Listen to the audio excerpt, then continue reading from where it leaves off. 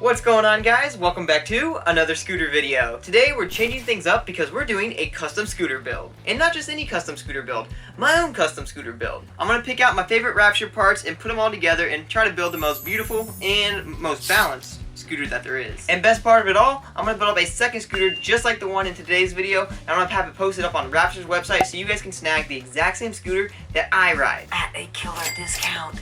So if you guys want to ride the same scooter as me, hit that link down in the description and go right to raptureproscooters.com. But while we let this intro roll, I'm going to go pick out all my parts, put it back on the desk right behind me, and then we're going to dive right into today's video.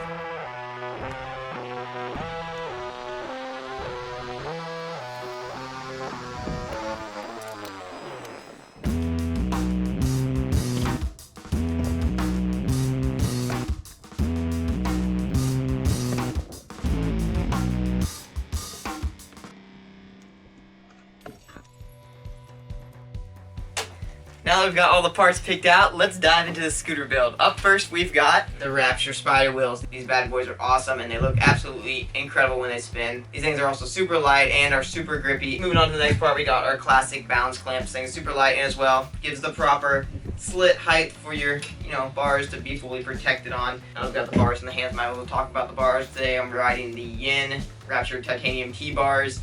And on top of these bars, I've got installed the Oreo black and white Rapture balance grips. Moving on over here, we got a Rapture headset. Nothing too crazy about that. I usually ride these things for up to like 3 years at a time. This is actually the first time in a very long time that I was changing out my headset. Not because I need to, but just because I thought it'd be kind of cool to test out a new headset. And just honestly, really, that's the only reason why. Then moving on over here, raw. These new forks look absolutely incredible. You guys can just take a quick peek at those.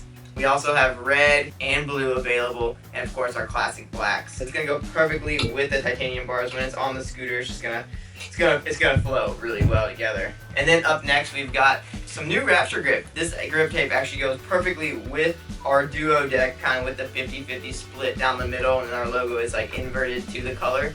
And then of course, moving over here to last but not least, the new Rapture decks. This one is 5 wide by 19.5. But let's go ahead and jump into this custom scooter build. Starting off first, we're gonna go ahead and just do the deck first. Let me go ahead and clear this table off. First, I'm gonna decide, do I want to put it on like this or like this? I'm gonna install like this so I see the Rapture logo up here at the nose, kind of like how it is on the bottom of our deck. Got the logo up front and it goes all the way back. Oh, I also forgot to mention, I just realized, I didn't even touch on the fact that I already drilled deck holes in this deck. This lowered the weight by about 2/10 of a pound roughly, making this deck super light. Being 5 wide and being really light is something that I really wanted to achieve. Also, I'm sure you guys have known by now, or at least have seen in this video, the head tubes are structured a little bit differently. A new, lighter style head tube that we've been working on for a little while. But anyways, let's get this grip tape on here now. Marker this guy. Oh. I've done a lot of tutorials on how to grip tape a scooter deck, so if you guys need to watch any of those videos or you guys want to have some extra help learning how to actually grip tape your scooter, go click that link in the upper right hand corner. Good.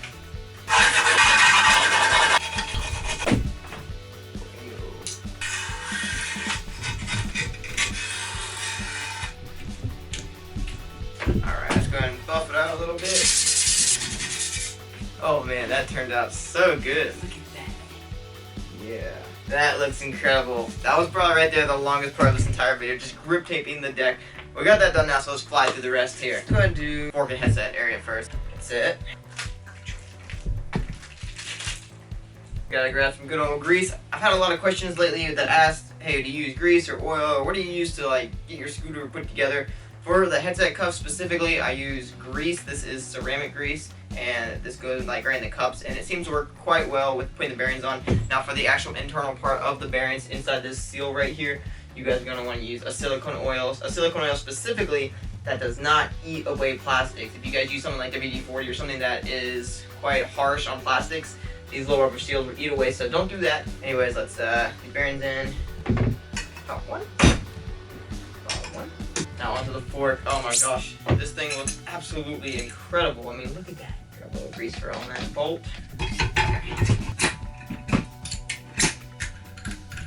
Grab my nice size 6 right here and screw this thing together. I always like to crank it down nice and tight, that way it stays nice and good, and then I back off just a little bit just to make sure the headset can spin. Alright, now for the front wheel. Oh, also, I'm sure you guys already know this, but I do not ride dust caps. I don't like dust caps. Dust caps don't do any beneficial factor to your headset or fork anymore. Back when headsets used to be unsealed, it used to be a nice thing to have a dust cap to keep oil, grease, and all kinds of nasty stuff outside, and dirt mainly, outside of your bearings. So, but being that bearings are now sealed, dust caps don't necessarily do anything, they just add weight, and also by adding extra spacers and stuff to your fork right here and building up higher and higher, puts a weak spot in your fork. So I always recommend no spacers, and you can get rid of your dust cap, get rid of it. I'm sure you guys have noticed that on the completes too. Don't install the dust caps on the completes. I always add them in the little packet envelope for you guys, but that's just one thing right there that just thought I'd point out in the video. Anyways, let's get this front wheel on now.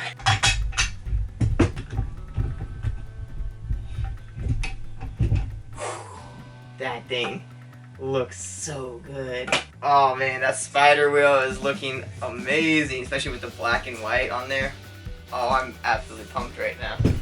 Alright, time for the back part now. We're going to be installing a brake today.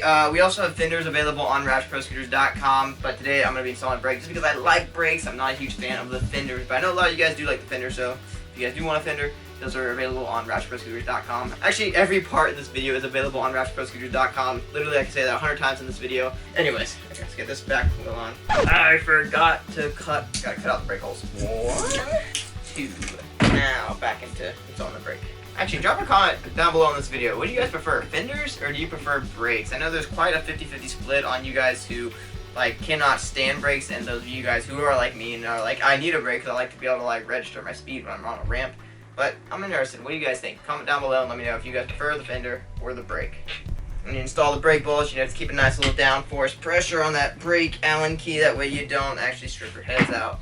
Alright, now for the back end, which is obviously the most important back end because it's not boxed in, which means we have pegs on the back. This is super cool. So the way to put these on is we got a peg and then another peg. So what we're going to do right here is we're going to pop these on the outside of the decks right here and here. 24mm wide wheels, so I'm going to use the 24mm wide spacers. This deck allows up to 30 wide millimeter wheels. That's kind of something cool. Just like our duo deck. It's very similar to our duo deck on the back end, but it's just 5 wide. Spot. There we are. Now slot that peg in there. Now for this nut actually takes a 6mm. You can just hold it in place, but once you get it cranked down in there, it really doesn't really need 2 tools. You just kind of can crank it down with the one side. Perfect.